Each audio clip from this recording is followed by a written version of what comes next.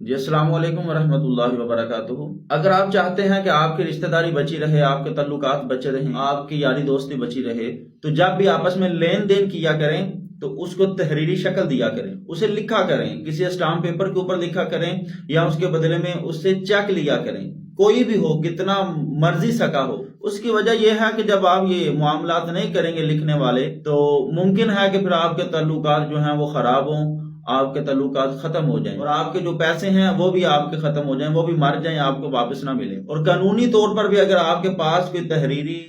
شکل میں لکھا ہوا مواد نہیں ہے، اسٹامپ پیپر نہیں ہے، تو آپ کبھی بھی اپنے پیسے ریکور نہیں کر سکتے، آپ کبھی بھی اپنی وہ چیز ریکور نہیں کر سکتے۔ اور شرعی طور پر اگر بات کی جائے تو دیکھیں، قرآن مجید فرقان حمید اللہ رب العزت کی ایک عظیم کتاب ہے، اور اس عظیم کتاب میں بھی اللہ رب العزت نے اس چیز کا حکم دیا ہے کہ ایمان والو آپس میں جب لین دین کیا کرو تو اسے لکھا کرو۔ اگر یہ معمولی کام ہوتا تو اللہ کبھی بھی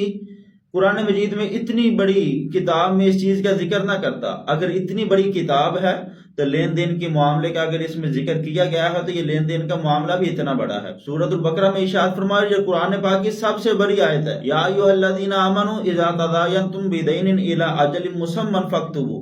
ایمان والو جب بھی آپس میں لین دین کیا کرو تو مقررہ مدت تک کے لیے فاکتبوا، اسے لکھ لیا کرو، ولیکتب بینکم کاتب بالعدل، اور جو لکھنے والا ہے اسے چاہیے کہ وہ انصاف کے ساتھ تمہارے درمیان لکھ دے۔ یہ تو شرعی حیثیت ہے، اسے کا اسلام بھی ہمیں حکم دیتا ہے، قرآن بھی ہمیں حکم دیتا ہے، کوئی بھی ہو کسی کے ساتھ بھی لین دین کرنا ہے تو اسے لکھا کرے۔ قانونی طور پہ اگر آپ کے پاس تحریر نہیں ہے، لکھا ہوا نہیں ہے، تو آپ کبھی بھی اس سے اپنے پیسے ریکور نہیں کر سکتے۔ اگر آپ کے پاس چیک ہے، آپ چیک لے کے جاتے ہیں، وہ باؤنس ہو جاتا ہے بینک سے، تو آپ کورٹ میں اس کی درخواست دے سکتے ہیں اور اس کا فیصلہ بھی بہت جلد ہو جاتا ہے۔ تو جب آپ کے پاس تحریری شکل ہوگی تو آپ تحریری اقرار نامہ لکھا ہوا ہوگا تو یقیناً آپ کے پیسے آپ کو واپس مل جائیں گے۔ اگر آپ اس بنیاد کے اوپر FIR کروانا چاہتے ہیں تو یہ بھی PPC یعنی کہ پاکستان پینل کوڈ کی سیکشن